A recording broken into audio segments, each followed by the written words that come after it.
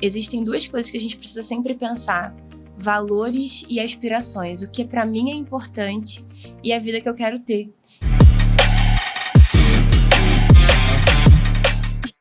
Eu, na verdade, vou trazer uma analogia que eu uso com os meus pacientes em sessão. Quando a gente fala sobre encerramento de ciclos e pessoas que eventualmente não vão ficar na vida. A roupa que você usou no seu aniversário de 1 ano, de 5 anos, é linda. Vai continuar linda. Depois de 20 anos, você vai pegar aquela roupa e vai achar ela maravilhosa. Mas ela só coube lá quando você tinha 1 ano, quando você tinha 5 anos. A roupa que te vestia, linda é a roupa, aos 5 não te cabe hoje aos 25. Isso não se trata somente de roupas. Agora, Hugo, você deixou de achar aquela roupa linda? Não. A roupa é linda e ela te vestiu perfeitamente aos 5 anos, mas não hoje aos 25. Então, a gente pode atribuir isso também às pessoas. Você não vai ser ingrato ou desvalorizar algo porque não te cabe mais. Mas você vai entender que aquilo ali cumpriu o seu papel quando tinha que ser. Então, eu vejo que isso é o mais importante. Quando a gente, de fato, olha, reconhece, valoriza. Nossa, foi muito importante. Até hoje eu olho, lembro e vejo quão fez sentido lá. Mas hoje não. E tudo bem. Sim, com certeza. E muitas vezes é realmente você é grato e você quer o bem da pessoa. Sim. Às vezes, eu, por exemplo, digo por mim, às vezes tem uma pessoa que eu não tenho tanto contato, não vejo tanto, mas às vezes eu vejo uma conquista da pessoa e realmente me faz bem. Sim. Eu me sinto feliz. Eu vejo e falo, caraca, assim, ver essa pessoa conquistando isso é maravilhoso. Exato. Eu fico realmente realizado pela pessoa, me sinto bem, fico feliz. E assim, é genuíno. E eu só não tenho contato mais. Sim. E faz parte. Exato. Às vezes falta as pessoas terem esse feeling, né, cara? Sim. De entender que a vida também é feita de ciclos, muitas vezes. Exatamente. Ciclos se encerram, novos ciclos começam. Exatamente. Tá tudo bem.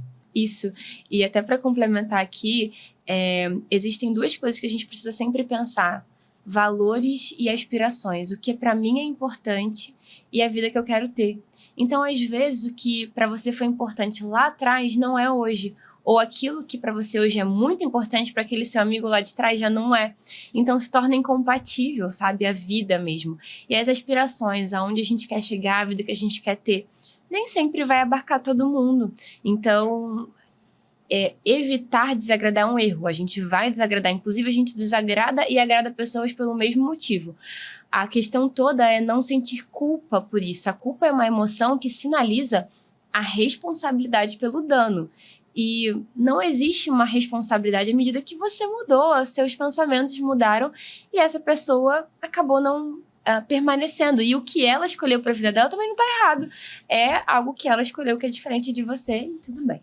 Não, e vou até um pouco além nisso. Você trouxe uma palavra legal pra gente falar, que é o desagradar. Sim. Porque tem algo também, assim, eu acho muito impactante uma frase que é: o mundo ele pode fazer tudo por você, menos a sua parte. Você é o herói da sua própria história. Se você não fizer, ninguém vai fazer por você. Sim. Determinadas coisas dependem de você. Então, muitas vezes eu vejo também que, por exemplo, sobre o dizer não. Às vezes, você me convida para um evento. Às vezes, eu não tenho, naquele momento, eu não tenho condições de ir, porque às vezes, até financeira, meu dinheiro está alocado no meu projeto que eu estou construindo, ou eu não tenho disponibilidade de tempo, porque o meu tempo tem que estar alocado em outra coisa que eu estou trabalhando. Só que às vezes a pessoa se força a ir pela necessidade de dizer sim, de não desagradar o outro. Sim. E às vezes ela se coloca em segundo plano para colocar terceiros em primeiro. Sim, sim. E isso é muito comum, você vê na clínica hoje, com seus pacientes, você escuta esse relato? Muito comum, inclusive façam terapia, porque esse padrão gera muito sofrimento, muito. A pessoa ela pode até reconhecer esse padrão, mas às vezes é tão difícil até para ela sair. Por isso que na terapia a gente entende o que causa aquilo ali. Né? Qual que é o processo que está envolvido nessa dificuldade de dizer não, de desagradar? Qual que é o perigo que está pairando pela sua cabeça, né? O que pode acontecer de pior se você dizer não? Então, isso nem sempre é possível da pessoa mudar de forma tão simples, digamos, e às vezes é necessário encarar um processo terapêutico desafiador, mas que pode potencializar aí grandes avanços para a pessoa. E essas situações também podem ser fatores, assim, que vão desencadear o estresse? Eu quero entrar nessa temática com você, que a gente comentou sobre o burnout, comentou sobre o estresse. Assim, entre aspas, muitas aspas, é mais fácil identificar depois que você já está no nível alto. Sim, com porque acaba que os sintomas ficam muito aparentes. Mas como é que eu posso identificar um princípio? Como é que eu vou identificar que o estresse está afetando minha vida, que eu tô chegando no ponto ali realmente de ter um burnout? Esse sentimento, ele é silencioso? Como é que ele vai chegando? Como é que eu posso identificar isso? Muito bom, muito bom. Você falou sobre essa questão de dizer não. Sim, porque a baixa assertividade é um fator muito considerável para o desenvolvimento de burnout. Baixa assertividade, não conseguir respeitar limite, dizer não, tudo isso é baixa assertividade. Então, isso é um fator que contribui para o desenvolvimento do burnout. Agora... Então, tipo assim, desculpa te cortar. Às vezes a pessoa não é ignorante, ela só tá com a terapia em dia. Isso. Exatamente. Se ela me disse não, ela só tá com a terapia em dia. Isso aí. E a pessoa que não aceita não, aí é com ela, né? Aí é com ela. É ela que vai trabalhar na terapia dela. Desse jeito. Vai, por favor, continuando. Mas os sinais, às vezes, eles são sutis, né? A pessoa começar a negligenciar alguns pontos importantes que são base para a saúde mental. Então, ela negligencia sono. Ao invés de ela descansar, ela tá ali trabalhando mais. O que isso gera? Gera um cansaço que não passa dormindo. É um cansaço que a pessoa dorme, acorda e continua cansada. Uma indisposição, uma dificuldade de se concentrar no que precisa, uma irritabilidade, um nível de ansiedade muito mais intenso do que o normal. Principalmente que eu vejo na clínica é a dificuldade de concentração e a indisposição, esse cansaço, porque isso incomoda não só a pessoa, mas quem está à sua volta. Considerando, por exemplo, um contexto de empresa, a dificuldade de concentração vai fazer a pessoa o quê? Errar mais no trabalho. Então, isso implica num chefe brigando, alguma coisa assim. Se for o empreendedor, como é o caso que a gente está falando de empreendedorismo, a dificuldade de concentração vai fazer com que ela erre, por exemplo, com um cliente direto, com um paciente direto. Então, quando ela vê esses prejuízos acontecerem ali debaixo dos olhos, ela busca terapia. Mas os sinais estão sutis. Um cansaço, irritabilidade, dificuldade de concentração, uma insônia, fadiga. São alguns sinais que começam a aparecer e a pessoa vai achando o quê? Ah, não, isso aqui não é nada.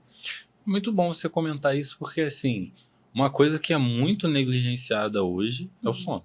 Sim. Você comentou como o sono também acaba impactando nisso, né? Você comentou que a pessoa acaba não dormindo bem. Sim. E pela literatura científica a gente sabe como o sono tem um impacto poderoso na nossa vida. Sim. Então, a pessoa, hoje em dia, por diversos fatores, né? Uso de telas excessivos antes de dormir... são diversos fatores que levam um sono de uma pior qualidade hoje. Mas quando você recebe, assim, até um paciente na clínica, é comum você identificar que o sono dele é desregulado ou até, tipo assim... Porque não importa também, né, você dormir só uma quantidade de horas, mas o seu sono tem que ter qualidade. Sim. E é algo que você identifica em comum em todos os pacientes, assim, pô, a maioria dos pacientes que estão lidando com alto nível de estresse, que estão passando burnout, eles não dormem bem. Todos. Todos? Sem exceção.